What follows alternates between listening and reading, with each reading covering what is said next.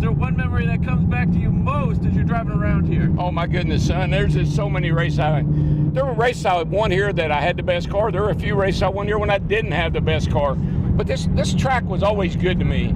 I grew up on tracks like this. I raced in Nashville. It was a high bank half mile. I raced Salem, Indiana. It was a high bank half mile. So when I came here, this was right in my wheelhouse. I knew what to do. I knew how to do it. And, you know, one thing that always worked good for me, I was in a little bit better shape than some of the other guys. I was a little younger.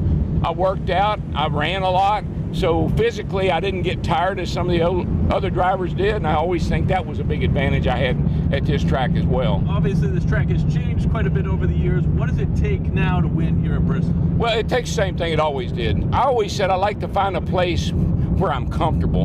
And that doesn't necessarily mean I'm leading the race. Obviously, that'd be a great place to be. But I like to get in what I call the rocking chair. I got cars in front of me, I got cars behind me, but I'm in a little zone all by myself.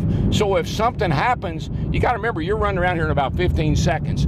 If something happens when we come off turn 4 here, and there's something happening down at the end of the front straightaway, 650 feet long, it's hard to get slowed down and avoid it. So I like to give myself a little area of protection, not too close and not anybody right on my bumper. So if something happens, I can take some evasive moves and stay out of trouble. I've finished so many races here. That was one of the things that really worked in my favor. I finished most of the races here. I only wrecked out of a couple of 3 races here in my whole career. And they obviously put the PJ1 down. Yep. Do you feel like it's coming back to the old Bristol with the 2 lines? Well, it's certainly got a lot of grip. I feel that in this pace car. You feel that just these tires just stick right into that stuff. It almost pulls the wheel out of your hand. There's so much grip there. The problem with the PJ1 is it won't last.